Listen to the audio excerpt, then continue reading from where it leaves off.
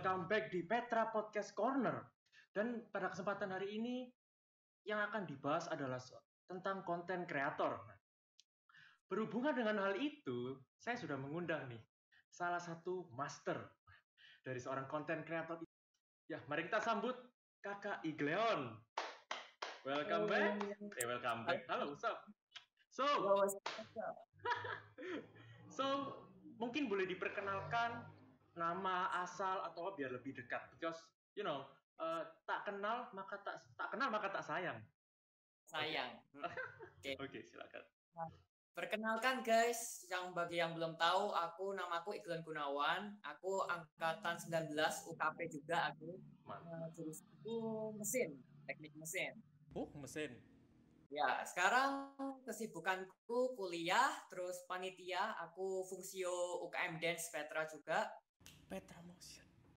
Iya, betul sekali. Itu nanti Petra Motion. Juga aku sedang sibuk bikin konten seperti biasa. So, kamu asal mana?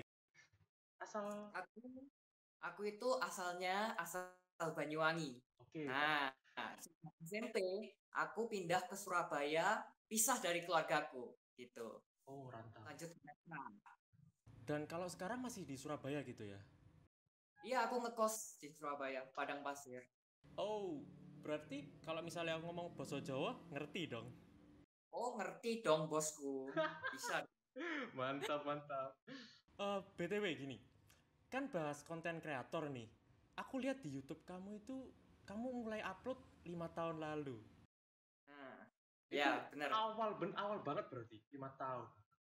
Itu awal banget, iya, benar. 5 tahun berarti kalau misal sekarang semester 3, 5 tahun. SMP guys, SMP. Ya, SMP aku mulai. Nah, itu apa yang membuat kamu menggebu-gebu buat perlu ngedit dan lain-lain biar bisa upload ke YouTube itu? Ya, jadi ya awal karirku itu sejak SMP. Waktu itu ini yang paling gak tau ya, paling mujizat gitu loh menurutku. Mantap. Waktu SMP itu kan zaman-zamannya YouTube mulai berkembang. Banyak kali YouTuber Indonesia kayak Reza Octavian, Chandra Leo, gitu-gitu. Pokoknya semuanya itu waktu SMP itu. Jadi habis itu aku punya satu temen nih.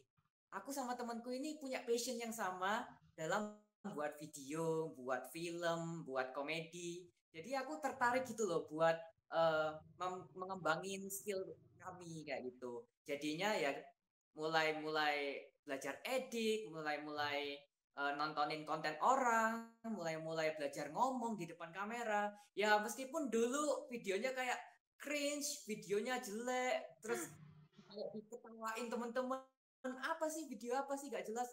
Ya tapi kan kayak aku sama temanku ini tetap jalani apa yang kita suka kayak gitu. Nah sampai terus lurus sampai akhirnya ya di titik sini. Nah, aku boleh mention gak yang tadi kayak kamu kayak videonya terasamu jelek atau cringe. Nah, itu pas kamu ngedit apa kerasa kayak cringe banget gitu atau enggak pas ngeditnya? Enggak, sama sekali. Dulu aku enggak sama sekali. Baru tahu cringe-nya baru-baru ini kalau kita lihat video lama. Ini video apa sih? Pantesan teman-temanku kok gak ada yang nonton, gak ada yang share. Orang videonya kayak gini gitu loh. Gak ada pesan moral apa gitu loh. Oke. Ya dulu ngedit itu cuman have fun gitu. Oh, so dari perjalanan yang sangat panjang 5 tahun itu, kamu juga ngedirect bukan sih? Kalau nggak salah YouTube Rewind atau enggak ya? Kok tahu ya kamu ya? Tahu dong. Iya. YouTube Rewind apa ya? Lupa tapi tahun berapa ya itu? Dulu aku ngedirect YouTube Rewind-nya SMP ku. Ya itu cuman iseng-iseng aja lah. SMP ku Petra 2 gitu, ada YouTube Rewind-nya. Terus baru-baru ini waktu udah kekumpul kan YouTubernya, terus kita buat YouTube Rewind sendiri 2000 berapa itu? 17, 18 kayak gitu. YouTube Rewind. Berarti kamu itu punya punya jiwa pemimpin dong buat direct, buat storytelling juga. Ya aku di direct sih, direct, produce kayak gitu. Oke. Jadi kalau misalnya aku lihat di konten-kontenmu itu lebih banyak ke TikTok ya sekarang. Kalau boleh tahu? Benar, aku sekarang mulainya sibuk di TikTok. Soalnya ya 5 tahun di YouTube sama dengan 1 hari di TikTok. Jadi 7.000 subscribers itu 1 hari followers di TikTok. Kayak wow, oke lah TikTok aja deh kayak gitu. So, berarti kamu apa ya? Setuju kalau algoritma TikTok itu sangat menguntungkan, bukan? Benar sekali, apalagi ada FYP kayak gitu. Nah, itu Tapi dia, kalau bro. orang bisa ngeliat videonya mereka. Jadi itu kayak bagus banget gitu. Nah, itu dia makanya kalau misal di TikTok kamu kan aku lihat itu kamu pernah bikin ini. Yang TikTok zaman dulu lebih kayak lebih fun, rindu Ya, TikTok zaman dulu. Kalau sekarang kan banyak yang itu yang R itu. ya, Nah, drama lah. nah, kamu itu berarti pernah ngalamin TikTok zaman dulu dong. Mulai TikTok waktu zaman-zaman itu. eh to be honest, kalau kalian tahu TikTok itu adalah kembanganin dari Musical.ly, Kak. Oh, Masih tahu nggak? I see. Tahu, tahu, tahu, Ya, tahu. ini kan namanya Musical.ly. Sejak SMP aku SMA itu udah main Musical.ly gitu loh. Dulu Musical.ly itu kayak apa ya? Kayak ya cuman kamera terus ada lagunya terus Astronot itu. gini-gini. Nah ya, dulu aku ikutan gitu loh. Nah tapi baru-baru ini, tepatnya waktu pandemi kemarin itu loh, Hmm. April kalau Mei gitu, aku kayak terinspirasi gitu sama temanku yang dia itu tiktokan, langsung terkenal gitu ya di TikTok. Dan juga sekarang itu aku udah beda jauh dari Musical.ly gitu. Sekarang udah banyak komedi, Ya, benar, benar, banyak benar. orang-orang, banyak konten di TikTok gitu loh. Nggak cuma gitu kan. Ya makanya aku tertarik gitu loh buat influence semua orang dari TikTok gitu. Dan bro, sumpah, konten TikTokmu itu aku lihat-lihat itu, wah, itu pasti lama ngeditnya, pasti lama. Benar. Itu ada yang, oh itu, aku inget ini, 17 Agustus. That's Yes, it. Aku yes boleh itu, tanya, itu. itu ngedit berapa jam? Oke itu ini aku ceritain ya waktu itu Oke, oke. idenya itu baru muncul H-2 kalau nggak salah. Aku habis mandi, bentar-bentar. Gimana habis ini kan hari kemerdekaan. Aku kumpulin temen-temen TikTokersku buat jadi satu video. Langsung deh aku kontakin semua teman-teman TikTokersku, mau nggak kolab nih. Ya deh, ya. Habis itu aku langsung bikin skripnya, dialognya itu aku bikin semua. Habis itu aku kasihkan ke mereka, mereka langsung apa record terus kasih ke aku lagi. Nah ngeditnya itu pas hari H upload. Gila sih. Dari pagi jam 6 sampai jam 10 malam baru selesai baru upload kayak gitu. Wah, Gak mandi, gak mak baru mandi itu ya malamnya habis upload itu kayak gitu. wah, itu gini sih, gini kan, TikTok, aku pas itu jujur, aku pas itu belum follow kamu sih. Habis ini tak follow, tenang. Nah, kan FYP kan, jam jam berapa? Jam 11, kira-kira jam 11 aku kayak nge-scroll, "Hah, apa ini kok?" Dan aku itu kan kalau misalnya aku juga panitia di bidang PDD gitu ya. Jadi ini aku kalau lihat video itu lihat cara ngeditnya, apa lebih ke kayak teknikalnya lah. Nah, sama juga nilainya tentu. Terus aku lihat pertama kan kayak opening gitu, directed by Aglion Movie. Nah, terus habis gitu ada itu kamu pakai banyak green screen gak sih? Iya bener. Soalnya di TikTok itu udah ada kayak filter bisa langsung Hah? green screen kayak gitu. Pertamanya itu kayak oke lah, ini bisa lah, bisa kayak cuman masang-masang layer. Terus tambah lama banyak banget layernya ini. Iya. Itu gila sih, kayak harus sabar berarti kalau jadi content creator itu. Kalau Eh, ngelek-ngelek. Bener banget. In fact, aku ngedit itu dengan laptop yang kentang, cukup kentang. Aku sampai kayak beberapa kali marah gitu loh. Aduh, kenapa sih laptop kamu jangan not responding? Tolong ya, tolong. Ini sekarang ini harus upload ini. Jadi kayak gitu. Damn, itu kayak itu apalagi waktu scene yang di apa yang di stadion bola itu loh. Iya, itu paling lama dan paling susah buatnya. Itu kayak ditempeli satu-satu.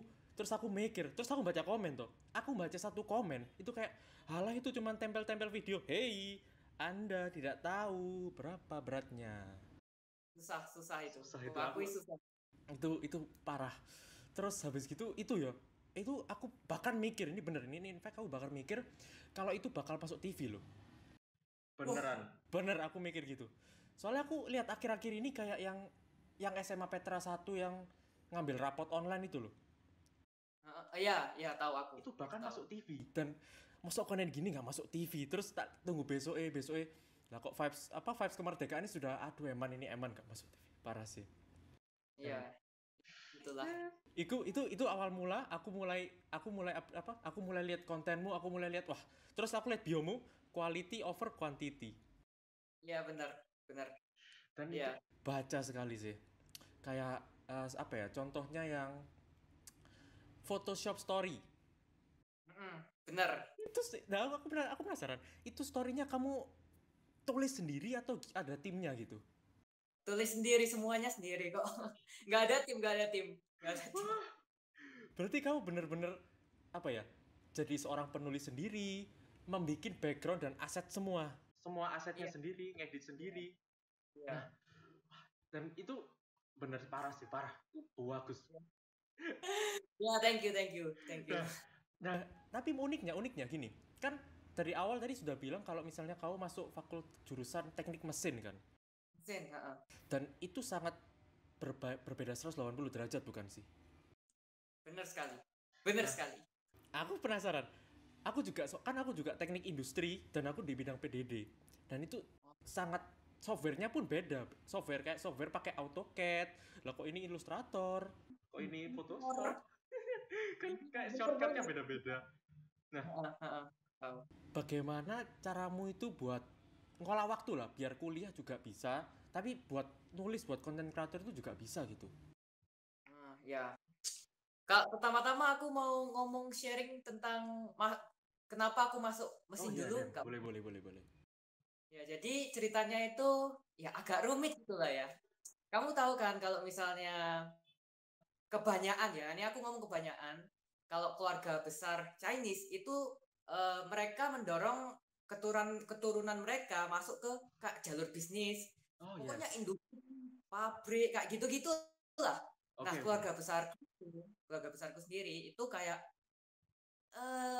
nggak ada satupun yang punya kerjaan, punya karir di art, di desain kayak gitu-gitu. Jadinya ya kayak terus gitu loh. Jadinya kalau mereka kayak ya aku ngomong agak nggak mendukung aku kalau aku terus mendalami di art, di dunia entertainment, di dunia gitu-gitu. Jadi aku juga merasa kayak ya sudah deh, aku harus bagi dulu deh. Aku sisihkan dulu impianku buat jadi kayak produser, ya nyicil-nyicil aja gitu, sampingan. Tapi aku mau fokus dulu kayak banggain keluargaku, makanya aku kuliah mesin ini mau kayak gimana ya, mau punya gelar dulu lah, at least banggain orang tua dari gelar kayak gitu.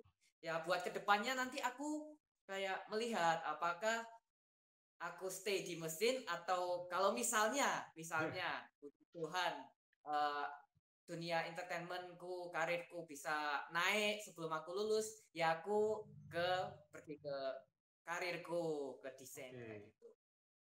Nah, gimana sih cara aku bagi waktu antara kuliah sama konten? Ya, gimana ya? Aku nggak tahu sih, soalnya kan ini kan lagi online, dimana kalau kuliah kita nggak harus siap-siap, kita jalan kaki ke kuliah itu ngabisin waktu, apalagi nanti belum cangkruan sama teman, belum makan, itu kayak menghabiskan waktu buat maker konten kayak gitu. Nah, di mumpung online gini, aku kayak punya ide. Di samping aku kuliah, aku juga kayak ngejar konten. Soalnya kan gimana ya, online ini enak gitu loh. Ya aku ngajarin ya, tapi beberapa kali aku kelas itu ya sambil otak-atik Photoshop, otak-atik. Oh ya gitu. Sama jadi, bro, sama. Iya, bener banget. Tapi ya balik lagi sih, kalau misalnya metode itu kurang efektif, terus kuliah jadi hancur, ya jangan dilakukan kayak gitu. Coba ya atur lagi waktunya antara kuliah. Mungkin kalau kalian semua yang mau berkonten, mau mulai karir, itu bisa kayak gimana ya? Ini susahnya jadi konten kreator itu bagi waktu, jelas kan? Bagi Iya, jelas.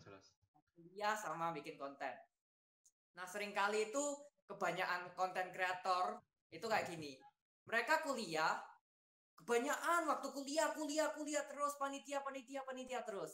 Habis itu ada yang bikin konten, mereka itu kebanyakan konten, mikir konten terus, kuliahnya ditinggal, panitianya ditinggal. Lah itu yang paling buruk gitu loh kalau menurutku. Jadi harus dibagi rata. Kalau misalnya weekend, nah itu boleh bikin konten, bikin apa. Nah, ini salah satu alasan kenapa aku quality over quantity. Yes. Kayak gitu. Soalnya aku bisa nyicil quality daripada quantity setiap hari kuliahku aku tinggalkan. Nah, itu kan nggak bagus gitu. Oke. So, aku penasaran unik ini. Kamu bilang kalau misalnya online itu biar bisa mikir ide lebih banyak lagi. Nah, bukannya kalau cangkruk sama temen itu bakal ada cerita-cerita baru yang bisa dibuat konten?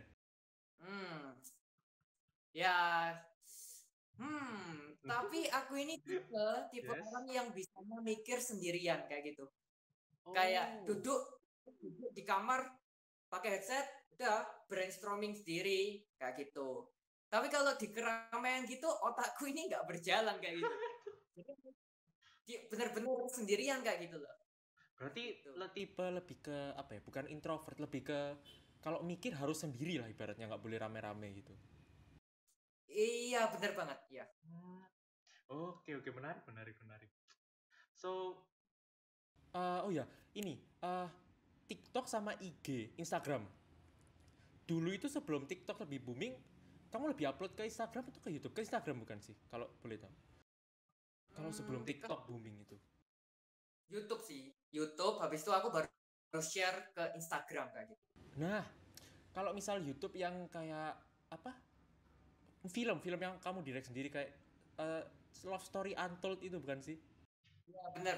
Ya, aku beberapa kali kayak produce film gitu, film pendek. Nah, itu kalau misal kamu ada kepikiran nggak kalau buat film dari YouTube itu kamu masukin ke TikTok yang fitur 3 menit itu? Oh ya, iya makanya. Tapi kan kayak kalau memproduksi film saat online gini kan susah ketemu temen ya kayak gitu. Nah makanya aku untuk menyalurkan passionku aku buat Photoshop Story. Jadi Photoshop Story itu 3 menit kayak gitu loh. Tapi gara ada kayak musiknya itu nanti bisa copyright. Nah nanti jadinya aku uploadnya kepisah-pisah 1 menit. Jadinya nanti 3 menit sekali upload gitu. Oh, berarti fun fact TikTok itu ada copyrightnya ya? Maksudnya kayak aku pernah lihat orang-orang kan kayak musiknya tuh bisa ditaruh di pojok kanan bawah buat jadi label gitu, biar nggak kena copyright. Berarti masih bisa kena copyright? Di Photoshop Story itu kan gabungin banyak sekali lagu gitu. Jadinya kayak ya ada copyrightnya gitu. Kalau 3 menit, khusus 3 menit. Kalau 1 menit nggak ada copyright. Oh, I see. Dan aku lihat Photoshop Storymu itu kamu apa voice over semua sendiri? Iya. Iya, memalukan memang ya, harus ngomong jadi perempuan ya, memalukan juga ya. Tapi apa ya? Jadi perempuan, ada yang jadi logatnya kamu ganti. Nah, itu bukannya perlu latihan atau emang sudah bakat dari kecil bisa impersonate orang lain gitu? penasaran. Bagus. Aku juga tahu ini skill dari mana, tapi mungkin dari mamaku gitu ya. Mamaku itu suka banget kayak ya suka ngomong lah pokoknya mamaku itu cerewet banget. Habis itu ya baru-baru ini kayak moro-moro Ikleon tolong buatin mama YouTube dong. YouTube bro, YouTube. Ya ampun. Ya udah kayak mamaku tuh sifatnya nurun ke aku gitu loh. Bisa ngomong, bisa ya ngomong apapun lah pokoknya. So, semua apa namanya? Ngomong cara bicara, cara intonasi yang tadi kamu bilang itu sangat berpengaruh berarti ke kualitas TikTokmu ini. Kayak misal Orang kayak TikTok itu kayak ya halo guys, selamat datang, selamat kembali ke TikTok saya, sama halo guys, selamat datang kembali di TikTok saya. Itu ngaruh berarti ya? Menurutku sih ngaruh sih, menurutku ngaruh. Tapi ya beberapa kalau nggak nggak perlu suara kayak gitu. Misalnya kalau misalnya ada tiktokers yang ganteng, Yes. yang cakep, ya nggak usah alay gitu kayak gitu. Ya pasti ada apa? Masing-masing orang ada daya tarik sendiri-sendiri lah kayak gitu. Oh, I see. Dan berarti semua TikTok, semua konten-konten TikTok yang sangat bervariasi yang kamu punya ini murni semua dari kamu sendiri. Iya. No team, benar. no team, no apa namanya, no director, semua murni dari kamu sendiri. Iya. Itu Benar. filenya Kayak misal love story kamu ngedit satu-satu. itu kan, oh Iya. Berarti kamu juga membacai komen-komen komen-komen TikTokmu kamu bacai nggak? Kan pasti banyak gitu, ribuan gitu. Ya aku suka baca komen kok. Nah, itu aku penasaran. Kalau misal kan kalau konten kamu minimal sudah 1.000 lah komennya pasti. Nah, Itu kamu Iya.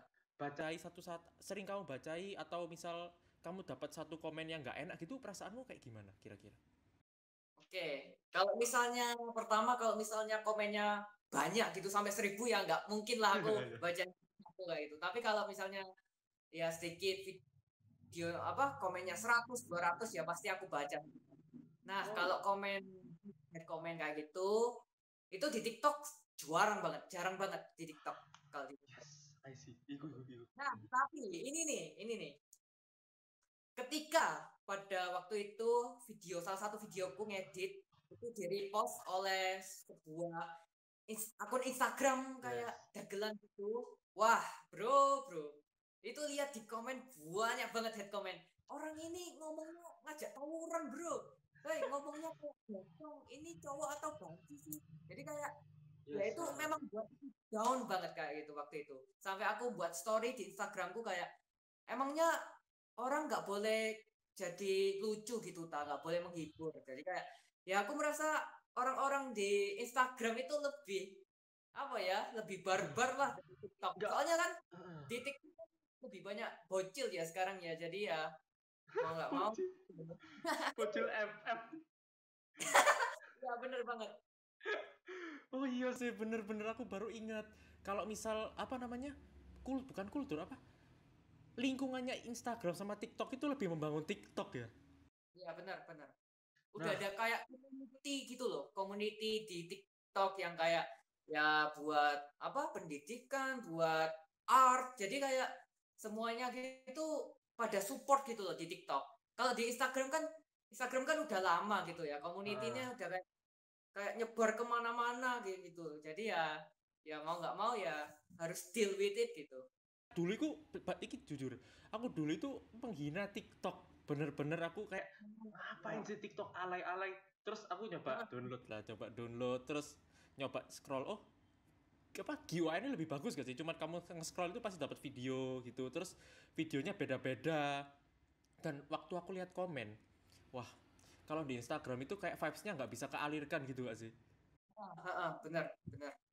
Tapi kalau TikTok itu kayak apa namanya, video apapun terus habis itu ada yang komen, vibes-nya itu dapat, semuanya langsung kayak semua komen itu dapat semua vibes-nya gitu. Kayak relate gitu dengan hidupan kita. Nah, dan mungkin gara-gara itu nggak sih kalau misal yang para kreator yang lain itu mulai pindah ke TikTok, bahkan Gordon Ramsay pun punya TikTok sekarang. Tahu, iya. Nge-react video orang gitu. Dan nah itu kayak sekarang dulu itu ada kayak apa namanya? Kayak kata-kata kayak artis pindah ke YouTube, buat konten kreator YouTube itu jadi kayak lemah gitu. Nah, apa jadinya nih kalau misalnya artis mulai banyak yang pindah ke TikTok? Apakah membuat konten kreator yang lain itu merasa seperti yang dirasakan di YouTube gitu? Oke, itu pertanyaan bagus sih. Jadi setauku dan sepanjang aku melihat kondisi TikTok dan aku pernah juga ngomong-ngomong sama temen sesama TikTokers itu depends. Jadi yang aku tahu interestnya orang-orang penonton itu semuanya itu diatur sama depends on kontennya para kreator gitu. Jadi banyak orang yang mengira kayak misalnya kita ambil case YouTube deh. YouTube sekarang isinya sampah, banyak banget drama, banyak banget apa. Tapi yang kita gak ketahui yaitu adalah konten-kontennya para kreator itulah yang membuat para penonton menyukai konten itu. Yes, Jadi of terus course. meskipun para penontonnya ngomong, "Kak, jangan buat deh. Ini video jelek banget." Tapi ya, Hah? pasti di dalam hati para penonton itu mereka menikmati video itu. Pastilah, Yes. pasti. Oh, I see. Mereka pasti menikmati drama-drama, pasti menikmati konten-konten negatif, meskipun mereka sering head, tapi ya mau gimana lagi gitu loh. Bahwa semuanya itu berasal dari kontennya kreator itu, bukan dari masyarakatnya kayak gitu. Coba bayangin Ya, ini. oke. Siap. Kita buka YouTube, Hmm. terus yang ada di home kita itu videonya Chandra Leo, videonya Agung Hapsa, Bos. videonya Tuntuan, videonya siapapun kreator yang bagus-bagus gitu loh. Yang memang mereka passionate di create konten gitu. Nah, pasti orang-orang, para penonton yang melihat itu, wah aku mau jadi mereka deh, aku mau jadi mereka deh. Jadi semua orang yang nonton mereka passionate juga buat kayak konten-konten positif, konten-konten yang membangun. Nah, sekarang kita switch. Coba kita buka YouTube yang ada di home kita pertama, video drama, video-video yang Prank sampah. ya pastilah semua orang kayak, aduh, aplikasi apa sih ini? Ya pokoknya semuanya itu kembali ke TikTok ya, kembali ke TikTok, kembali ke kreatornya, kembali ke konten yang dikasih ke kreatornya, gitu. Berarti kalau kalau misalnya boleh minta saran nih, misal ada orang yang wah aku kepingin menjadi seorang konten kreator, tapi aku nggak tahu mana platform yang harus aku pakai pertama kali.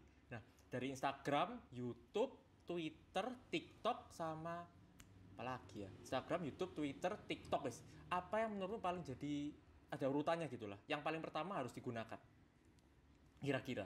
Oke, jadi gimana ya?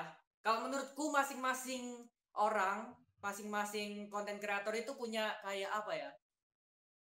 Mereka membutuhkan platformnya masing-masing gitu loh. Nggak bisa satu orang kita bilang kamu butuhnya YouTube, kamu butuhnya TikTok.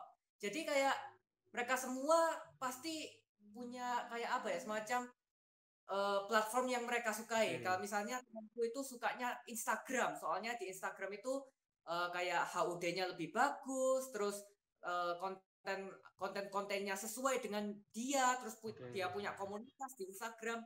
Nah, habis itu kalau misalnya aku bilang ya, kalau misalnya zaman sekarang semua orang pada punya TikTok. Yes. Ayo semuanya bikin konten di TikTok semuanya biar FYP, biar langsung terkenal kayak gitu. In fact, orang-orang yang cuman mengejar followers di Instagram atau TikTok atau YouTube, utamanya TikTok deh. Kita ngomongin TikTok. Misalnya kita cuman mengejar followers, ada orang yang cuman ngejar followers, sekarang TikToknya itu gede banget 800 followers. Views-nya cuman 1.000, 2.000, 10.000. Nah, itu semua itu kayak tergantung apa ya? Bukan di TikTok itu ada satu peraturan, satu yang mengatur semuanya deh. Meskipun followersmu banyak, itu enggak bakal jamin viewsmu bakal banyak juga. Kayak gitu. Berbeda dengan YouTube. Di YouTube subscribersmu banyak, viewsmu juga bakal banyak. Pasti. Kayak gitu. Kalau menurutku, kalau kalian semua mau belajar video pertama-tama, mau buat konten pertama, yang aku anjurkan TikTok sih. Soalnya buat video di TikTok nggak susah buat video di YouTube, guys. Kayak gitu. Di TikTok cuman bikin video itu cuman hot gini, terus itu ada kayak apa? Ngedit langsung dari aplikasinya gitu. Oh, bisa. Kalau YouTube ya bisa. Ngedit ngekat, ngedit gabungin video, gitu-gitu mending belajar dari TikTok dulu. Nah, tapi kalau udah mau lanjut ke mana ya? Lanjut ke video film sinematografi, film itu belajarnya dari YouTube. Bahkan banyak orang, teman-teman TikTokersku yang udah hitungannya udah 1M, 2M followers, itu malah ganti ke YouTube tuh. Ayo. Malah ganti ke YouTube malah. Ada. Nah, itu kenapa kok bisa kayak gitu? Soalnya mereka itu kayak merasa di followers di TikTok itu mungkin banyak, tapi mereka nggak bisa semuanya ditonton oleh viewersnya. Nah kayak gitu. Apalagi sekarang itu konten kreator di TikTok lebih banyak daripada penontonnya. Jadi kayak kita para kreator-kreator yang dulu udah kayak susah banget gitu loh pergi ke FYP. Soalnya udah banyak banget saingan, banyak banget yang bikin video. Jadi ya susah banget. Kalau influencer besar kayak siapa pun TikTok, kayak siapa lagi, itu kayak susah survive-nya kayak gitu. Jadi berarti kalau misal kamu sudah mau pursue ke videografi, sinematografi, mending kamu upload di YouTube gitu ya? Bener banget. Kalau misalnya udah bisa gimana ya? Soalnya nyari subscribers di YouTube itu enggak semudah nyari followers di TikTok. Iya, benar banget. Makanya itulah kenapa video-video di YouTube itu lebih kayak premium, lebih kayak eksklusif daripada video di TikTok. Karena kan production value-nya juga lebih besar daripada video TikTok. Kayak gitu. Oke, merupakan insight yang sangat bagus sekali rupanya. Oke. Nah, ini terakhir. Menurut Kak Igleon nih, buat orang-orang yang mau menjadi content creator tapi maunya baru sekarang, kan sudah kayak telat gitu ya. Itu apakah mending jalanin aja atau gimana? Sekalian buat motivasi lagi. Kata-kata motivasi. Ya, siap. Menurutku kalau misalnya apalagi sekarang masih online gini, wah kalian itu udah dikasih kesempatan emas hitungannya sekarang ini. Semua para orang-orang content creator zaman sekarang, pada masa sekarang itu semuanya berlomba-lomba buat gain popularity, gain semuanya lewat TikTok, guys. Soalnya kalau misalnya kalian yang baru mau melangkah di content creator, melangkah di karir desain, art, kayak gitu-gitu, aku saranin buat start dari TikTok. Sungguhan ini. Di TikTok itu banyak sumpah. Ada orang-orang yang iseng aja, kalian video iseng aja bisa FYP loh. Bayangin. Sekarang gini. Aku buat Photoshop story sama aku cuman ngevideo laba-laba nemplok di siniku. Itu lebih banyak yang laba-laba nemplok di siniku loh. Ayo bayangin. Padahal ngeditnya Photoshop story itu 1 hari, sedangkan yang cuma video itu paling cuma berapa detik bisa lebih terkenal yang video itu iseng-iseng. Jadi ya kalian kayak apa ya? Kalian nggak usah mikir kalau wah orang ini udah hebat lah, terus editannya bagus, videonya bagus-bagus, sedangkan aku nggak bisa ngedit. Ya udah deh, males deh. Nah itu gak apa ya? Orang editing, terus skill, terus apa itu kayak bukan yang paling utama kayak itu. Semuanya itu yang paling utama itu adalah passion. Kembali lagi ke passion. Itu yang paling utama.